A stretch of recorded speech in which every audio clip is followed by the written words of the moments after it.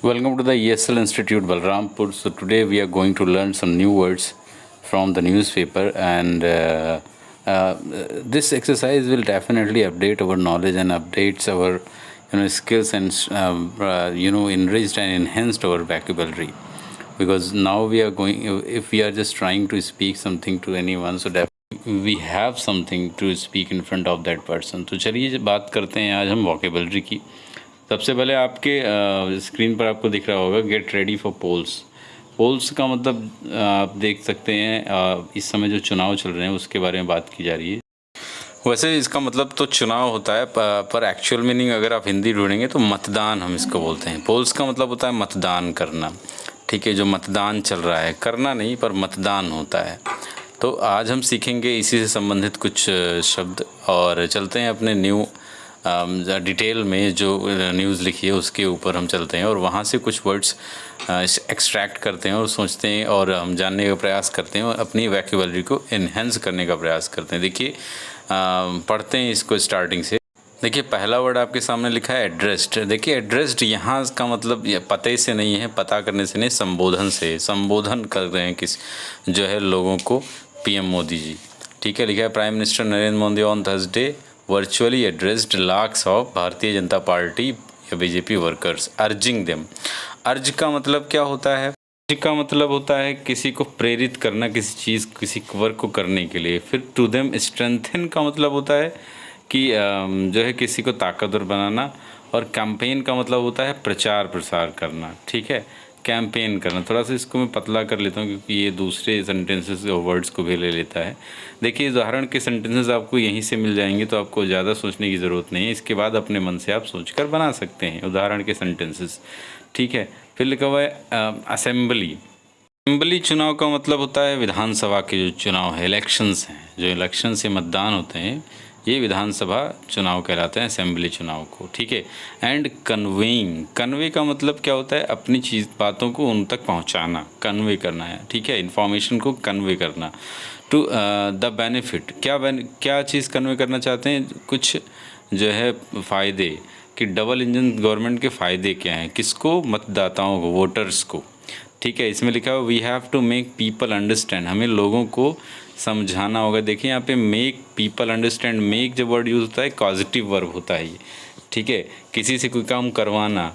तो आगे अगर आप हमारे जो है बेसिक क्लास को करेंगे तो बहुत सारे टॉपिक को मैंने कवर अप किया है। आगे बढ़ते हैं। प्रोग्राम्स का मतलब कार्यक्रम, और बेनिफिट्स का मतलब फ़ायदे। डबल इंजन सरकार के फ़ायदे क्या वोटरों को समझाना था, इसलिए उन्हें मेक पीपल अंडरस्टैंड कि उनको समझाएं क्या प्रोग्राम हमारे उनके कार्यक्रम के बारे में, ठीक है। आगे बढ़ते हैं। हमारे पास देखेंगे आपके सामने लिखा हुआ है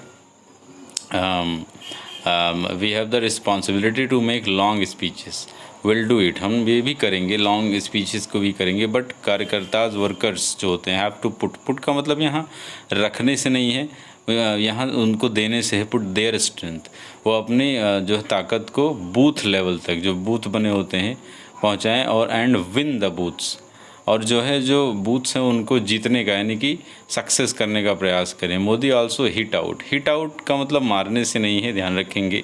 hit out at Congress, hit out, lash out, ये सब मीनिंग्स, इसका मतलब ये बिल्कुल नहीं मारने से, मतलब उनको लताड़ा। किस लिए लताड़ा कांग्रेस को? अपने स्पीच में calling for an end to the culture of revdi, कि जो ये उन्होंने प्राविधान बनाकर रेवड़ी की, डिस्ट्रीब्यूटिंग फ्रीबीज, फ्री की चीज़ें बांटने की, ठीक है। फ्रीबीज का मतलब फ्री की चीज़ें बांटने से है। तो जो उन्होंने कल्चर बना रखा है, एक सिद्धांत बना रखा है कि फ्री की चीज़ें दो, वोट खरीदो, तो ऐसे चीज़ों को उन्होंने हिट आउट किया। For Karnataka polls Congress has announced, Congress ने क्या अनाउंस किया था? गारंटीज़, ठीक है। गारंटी का मतलब होता है भाई किसी चीज़ की गारंटी नहीं, जिम्मेदारी लेना। That include 200 unit of free power to all the households, 200 unit free बिजली सभी घरों को, 10 kilo rice free to every member of below poverty line. देखिए बीपीएल का आज आपको फुल फॉर्म भी पता चल जाएगा, अगर नहीं जानते थे तो please note it down. Below poverty line, BPL, सारे घरों को देंगे 10 किलो राइस जो बिलो पावर्टी लाइन के नीचे होंगे, और अन्य भाग्य के नाम से इन्होंने एक नया वो चला रखा है, 2,000 रुपये मंथली देंगे। असिस्टेंस यानी सहायता देंगे, असिस्टेंस का मतलब सहायता, to women head of every family.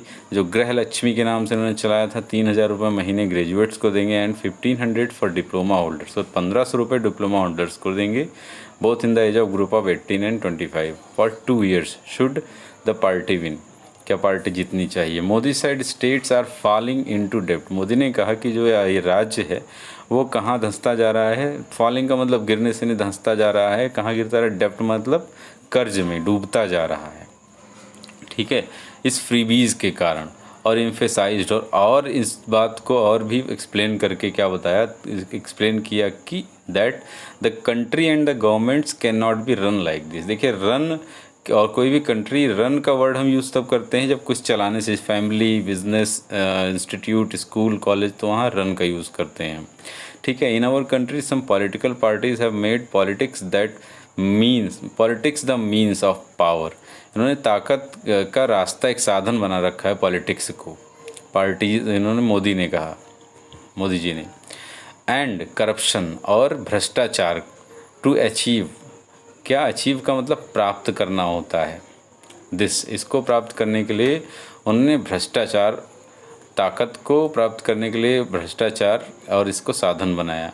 They are using all means, ये सारे चीज साधन यूज़ कर रहे हैं, जैसे लाइक साम दाम दंड भेद, बाय एनी और all means. These political parties don't think, ये कभी सोचते नहीं हैं about the future of the country, भविष्य, देश की भविष्य के लिए। फ्यूचर जनरेशन ऑफ कर्नाटका, भविष्य की। देखिए जनरेशन का मतलब क्या होता है, जनरेशन का मतलब होता है पीढ़ी, जो आगे कर्नाटका की भविष्य की पीढ़ी आने वाली है, वो ऐसा नहीं सोचते हैं। उनके लिए ये कांग्रेस पार्टी नहीं सोचती है, मोदी जी ने ऐसा इसमें कहा। इट्स यूथ, इनके नवयुवकों के बारे में नहीं सोचते हैं।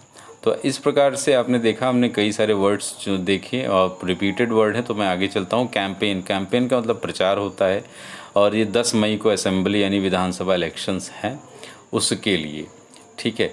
और पार्टी सेड अर्लियर, बाकी मुझे लगता है आज जो आपको वर्ड्स मिले हैं, आप इसको देखिए, ध्यान से पढ़ें और नोट करें, और इससे आप एटलीस्ट एक वर्ड से 5-5 सेंटेंसेस ज़रूर बनाएं। अगले मिलते हैं अगले सेशन में, तब तक